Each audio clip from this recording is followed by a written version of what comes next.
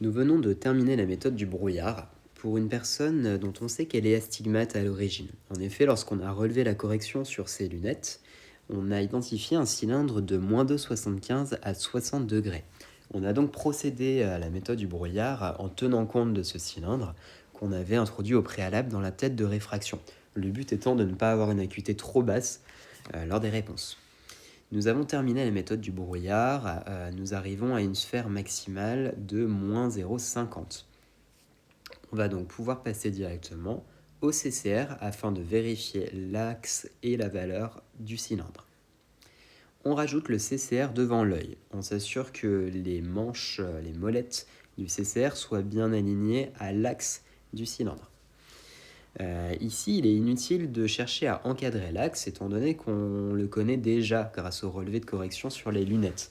On va donc pouvoir passer directement à l'étape 2 du CCR.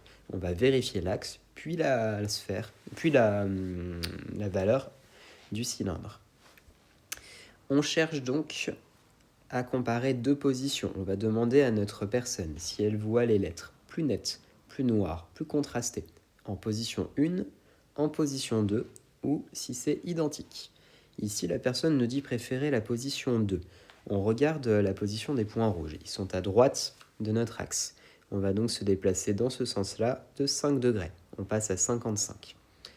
Nous allons demander une nouvelle fois à la personne si elle voit les lettres plus nettes, plus noires, plus contrastées, en position 1, en position 2, ou si c'est identique. Elle préfère toujours la position 2, la position où les points rouges sont à droite. On se déplace encore de 5 degrés. On passe donc à 50. Voyez-vous les lettres plus nettes, plus noires, plus contrastées en position 1, en position 2 ou identique. On le refait une fois, position 1, position 2 ou identique. La personne ne voit pas de différence, c'est identique pour elle. On a donc terminé la vérification de l'axe du cylindre. Il n'était donc pas de 60 degrés, mais de 50.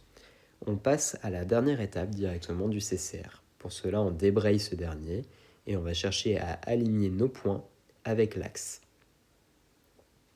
Parfait. Nous allons maintenant demander une nouvelle fois si la personne voit plus nette, plus noire, plus contrastée les lettres en position 1, en position 2 ou identique. Ici, la personne nous dit préférer la position 2. Les points rouges sont alignés avec notre axe. On va donc augmenter le cylindre de 0,25 et passer à 3. De nouveau, on lui demande si elle voit les lettres plus nettes, plus noires, plus contrastées en position 1, en position 2 ou identique. Ici, elle préfère toujours la position 1, on rajoute encore 0,25 de cylindre. Attention, nous venons d'ajouter 0,50 de cylindre par rapport à notre cylindre de départ. On va donc diminuer la sphère.